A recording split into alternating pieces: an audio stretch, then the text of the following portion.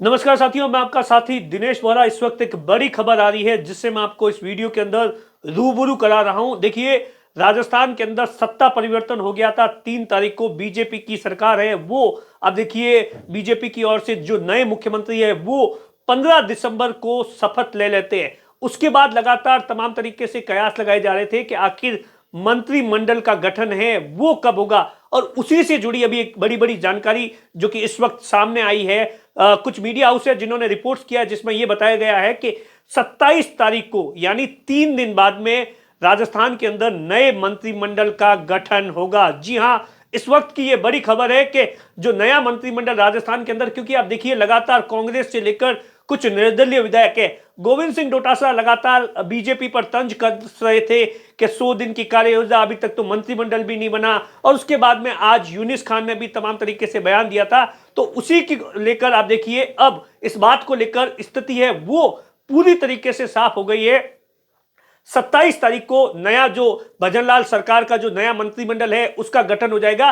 और उसको लेकर यह कहा जा रहा है कि राजभवन के अंदर तमाम तैयारियां हैं वो शुरू हो गई है, टेंट लगना शुरू हो गया है। जो एक प्रोसेस होता है उसको लेकर लगातार जो तैयारियां हैं वो शुरू हो गई है। और जो पहला जो मंत्रिमंडल होगा उसके अंदर 1 दर्जन से ज्यादा मंत्री भजनलाल सरकार में होंगे। जी हां, इस वक्त की एक बड़ी जानकारी, क्योंकि आप देखिए लगातार पिछले 7-8 दिनों से लेकर आप देखिए जयपुर से लेकर दिल्ली तक, दिल्ली के अंदर आप देखिए जो राजस्थान के नए मुख्यमंत्री है वो एक नहीं 2 बार गए।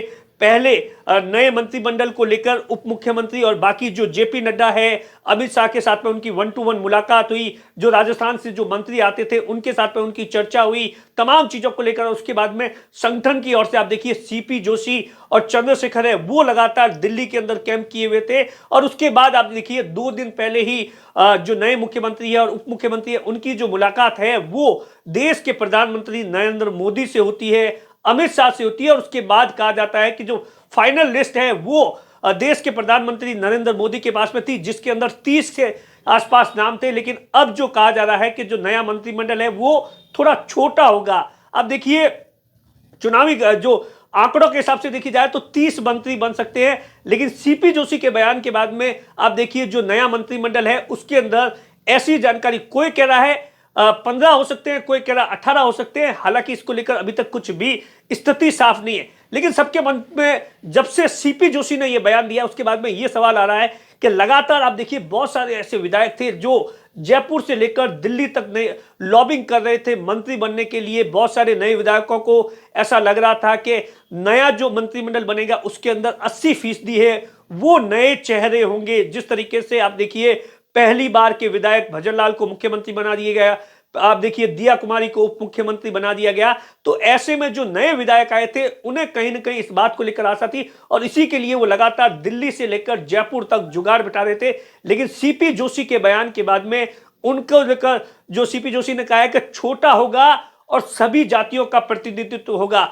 तो आप सोचिए कि आखिर क्या वसुंधरा राजे, आप देखिए वसुंधरा राजे मुख्यमंत्री पद की दावेदार थी लेकिन मुख्यमंत्री नहीं बनाया गया, उसकी जगह भजनलाल को बना दिया गया। उसके बाद ये कहा जा रहा था कि जो वसुंधरा राजे के जो समर्थक है उन्हें इस बार जो मंत्रिमंडल होगा उसमें एडजस्ट किया जाएगा। लेकिन अब जो मोटे तौर पर जानकारी आ रही है उसमें साफ तौर पर कहा गया है कि किसी को एडजस्ट नहीं किया जाएगा। पूरा जो मंत्रिमंडल है वो फ्रेश रूप से होगा, नया होगा, नई ऊर्जा होगी। और खास तौर से इस नए मंत्रिमंडल में 3 चीजों का ख्याल रखा जाएगा। पहला, लोकसभा चुनाव। लोकसभा चुनाव आप देखिए राजस्थान के अंदर 25 सीटें हैं। 25 में से आप देखिए 2014 के अंदर बीजेपी ने 25 सीटें जीती थी, 2019 के अंदर 24 सीटें जीती थी, एक आरएलपी ने जीती थी। और इस बार भी बीजेपी का लक्ष्य है 25 में से 25 सीटें जीते और उसी को लेकर नया मंत्रिमंडल है बनाया जाएगा। सभी लोकसभाओं के जो प्रतिनिधित्व है वो हो जाए। और खास तौर से दूसरा जो बड़ी बात का जो ध्यान रखा जाएगा उसमें यह बताया गया है कास्ट इक्विजेशंस को लेकर। जो आप देखिए जाट होंगे, गुर्जर होंगे, मीणा होंगे, ये तमाम ऐसी जो मेजर कॉम है उसमें से विशेष तौर से इस मंत्रिमंडल के अंदर प्रतिनिधित्व होगा। कुल मिलाकर आप देखिए मध्य प्रदेश के अंदर कल है और राजस्थान के अंदर 27 तारीख को नया मंत्रिमंडल का गठन होगा। कैमरे के पीछे नाथू है, मैं आपका साथी दिनेश बोहरा।